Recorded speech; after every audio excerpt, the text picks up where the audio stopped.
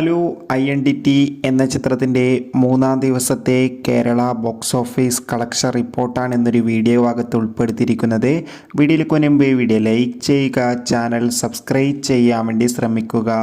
ടൊവിനോ തോമസ്, തൃഷ, വിനയ് റായ് എന്നൊക്കെ പ്രധാന കഥാപാത്രങ്ങളായി ജനുവരി 2-ാം തീയതി റിലീസ് ചെയ്ത ചിത്രമായിരുന്നു ഐ.എൻ.ഡി.ടി. ചിത്രത്തിന് മികച്ചൊരു പോസിറ്റീവ് റെസ്പോൺസാണ് ലഭിച്ചുകൊണ്ടിരിക്കുന്നത്. ഏവരുമേറെ ആകാംക്ഷയോടെയാണ് ചിത്രത്തിൻ്റെ കളക്ഷൻ റിപ്പോർട്ടും അറിയാൻ വേണ്ടി കാത്തിരിക്കുന്നത്.